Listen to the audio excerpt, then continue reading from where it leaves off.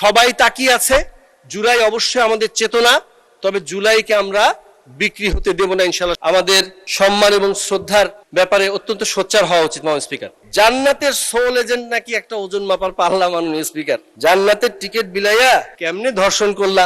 বাজেটে চানাচুরের পুষ্টিগুণ জানা সম্পর্কে একটা যদি কমিটি করার জন্য বরাদ্দ রাখা হতো তাহলে খুব ভালো হতো। আসলে নদীর উপর ব্রিজ বানাতে হয়, এখন আগেই যদি ব্রিজটা বানায় ফেলে তখন কি হয়, তখন শুকনো জায়গায় নিজে নদী কাটতে লেগে যায়, অযাচিত ব্যাপার স্যাপার আর কি। এখন ব্যানার যদি আগেই বানিয়ে রেডি থাকে কেউ, এখন সেটা নিয়ে একটু ফটো সেশন না করলে কেমন হয়, এরকম হয়ে থাকতে পারে মাননীয় স্পিকার। মাননীয় প্রধানমন্ত্রীর নেতৃত্বে এই সংসদ চলছে, আমরা একটা জবাবদিহিতামূলক সরকার, জবাবদিহিতামূলক সংসদ এবং জবাবদিহিতামূলক নিজের দলের ভিতরে যে পরিবেশটা এখন দেখতে পাচ্ছি, তারই ফলশ্রুতিতে একটি আত্মসমালোচনা না করলেই নয় মাননীয় স্পিকার। নীল নদের পানি যেরকম নীল না, তেমনি ভাবে দাড়ি টুপি থাকলেই যে নারী স্বাধীনতা এবং হিজাব নিকাবের প্রতি সম্মান থাকবে, বিষয়টা আসলে এরকম না মাননীয় স্পিকার। আসলে আমরা অবশ্যই এটা অ্যাড্রেস করতে চাই যে আমাদের সবার ব্যক্তি স্বাধীনতার বিষয়ে আমাদের সম্মান এবং শ্রদ্ধার ব্যাপারে অত্যন্ত সোচ্চার হওয়া উচিত মাননীয় স্পিকার। এটা আমরা দুঃখের সাথেই বলছি মাননীয় স্পিকার।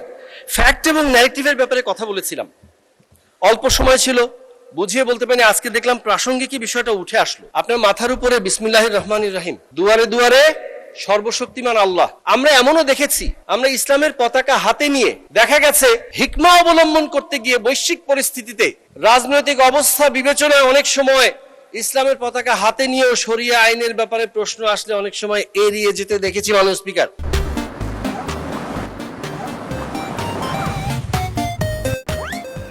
ফ্যাক্ট হলো জিয়াউর রহমান সাহেব, শহীদ রাষ্ট্রপতি জিয়াউর রহমান লিখে দিলেন সংবিধানে বিসমিল্লাহ, তার সুযোগ্য উত্তরসূরি জনাব তারেক রহমান সাহেব আপনার মাথার উপর রেখেছেন বিসমিল্লাহ, দুয়ারে দুয়ারে লেখা সর্বশক্তিমান আল্লাহ। এটা হলো ফ্যাক্ট। এই বৈশ্বিক পরিস্থিতিতে এই অবস্থায়ও হিকমা অবলম্বন করার প্রয়োজন পড়ে নাই মাননীয় স্পিকার। এটাই ফ্যাক্ট। মাথার উপর বিসমিল্লাহ, দুয়ারে দুয়ারে সর্বশক্তিমান আল্লাহ, অথচ বাজারে মাঝে মাঝে ন্যারেটিভ চালানোর চেষ্টা হচ্ছে জান্নাতের সোল এজেন্ট নাকি একটা ওজন মাপার পাল্লা মাননীয় স্পিকার। নাউযুবিল্লাহ, নাউযুবিল্লাহ। জান্নাতের টিকিট বিলাইয়া কেমনে ধর্ষণ করলা। আস্তাগফিরুল্লাহ, আস্তাগফিরুল্লাহ। মাননীয় স্পিকার, मैं शायर तो नहीं मगर ए जशी जब से देखा। আর সামনে গেলাম না মাননীয় স্পিকার। যদি তন্দ্রাচ্ছন্ন না হয়ে থাকি, বন্ধ শিল্প কারখানা চালুর ব্যাপারে, বরাদ্দের ব্যাপারে কথা হয়েছে মাননীয় স্পিকার। তো আমি কিন্তু আমাদের মাননীয় শিল্পমন্ত্রী মহোদয় এখন উপস্থিত থাকলে ভালো হতো।